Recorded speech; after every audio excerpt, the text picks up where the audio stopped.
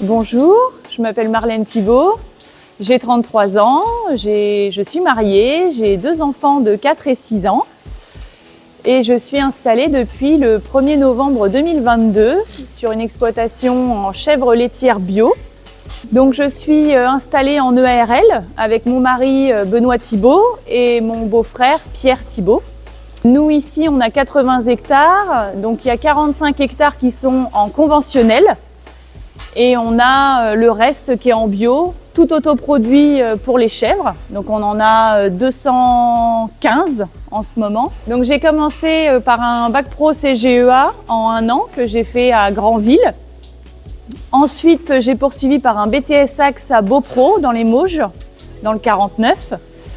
Toujours en apprentissage, donc là j'ai été dans les Deux-Sèvres en chèvre laitière. Et là, ça a été un peu le coup de foudre, j'ai adoré ça. L'animal, il était tout simplement, comme il est, adorable, curieux, drôle. Ensuite, du coup, j'ai poursuivi par une licence. Et j'ai été en contrat de professionnalisation à Lorient, en banque, à la Banque Populaire Atlantique. J'ai adoré cette parenthèse banque, on va dire. Et puis j'ai été embauchée en tant que conseillère agricole sur Vertou. Et ensuite j'ai eu mes enfants, j'ai pris un congé parental de 2 ans. Quand je suis revenue, on m'a proposé un poste de conseiller grand public qui m'a déplu en fait. Et ça m'a poussée à m'installer. J'ai toujours voulu m'installer depuis que je suis toute petite. C'était déjà mon rêve d'enfant d'avoir une ferme. Donc mes grands-parents étaient éleveurs. J'allais souvent chez eux pendant les vacances d'été et puis toutes les autres vacances scolaires d'ailleurs. Et donc du coup, ils m'ont transmis la passion de l'élevage, même si c'était pas en chèvre. Mon premier élevage de chèvres, je l'ai vu, j'avais 7 ans. C'est ma grand-mère qui m'avait emmenée chez une voisine quand on avait 700. Et j'ai eu effectivement un coup de cœur pour l'animal déjà de base. Et donc après, j'y suis retournée tranquillement à l'adolescence, quoi. Le déclic, j'en ai eu un aux 50 ans de mon tonton. Voilà, donc il y avait mes cousins qui étaient présents et ils sont installés en GAEC. Et bio, en Montbéliarde, et ils semblaient en tout cas très épanouis, très sereins. C'est vrai que ça m'a fait un électrochoc, je dirais ça comme ça, où je me suis dit mais c'est le moment de s'installer, vas-y fonce, c'est possible. On peut être heureux en étant agriculteur, faire une carrière et puis avoir un équilibre surtout vie de famille, vie professionnelle qui est hyper important pour moi aujourd'hui. Dans les projets à venir, donc on a pour idée de monter une pailleuse automatique.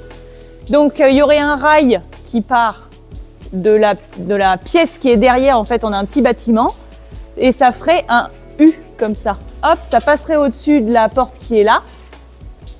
Ça revient et voilà. Et donc on met la botte dans la machine et après ça projette la paille sur 5 à 8 mètres. Et donc on a trouvé que le fait d'automatiser le paillage c'était super parce qu'en plus on peut rajouter aussi le foin. Donc demain il y aura également le foin en option et puis sur ce même rail on peut ajouter également un distributeur de concentré.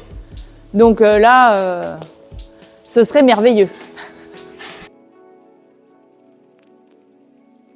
Les conseils que je pourrais donner à quelqu'un qui souhaite s'installer, c'est d'être porteur du projet, d'être maître de l'installation, c'est-à-dire d'avoir fait son étude. C'est pas, enfin ça c'est mon point de vue, hein, mais je pense pas que ce soit au banquier de faire le projet. Il faut pas attendre des autres de le faire à votre place parce qu'ils vont le faire, ils vont vous le facturer, et puis au final ça conviendra pas à ce que vous vouliez parce que ils ont fait eux de leur point de vue, mais la chose n'a pas été faite de votre point de vue à vous. Donc moi je trouve que c'est vraiment important et c'est ce que j'ai eu la chance de faire, notamment parce que j'étais en congé parental aussi, il faut le dire, j'avais du temps. Et puis vu que j'étais passionnée, ça s'est fait tout seul. Mon installation en 3 mots, c'est premièrement la réalisation d'un rêve d'enfant. Le deuxième, c'est l'équilibre vie de famille et vie professionnelle. Donc ça, c'était vraiment important pour moi de trouver cet équilibre avec un creux en fin de matinée et en début d'après-midi.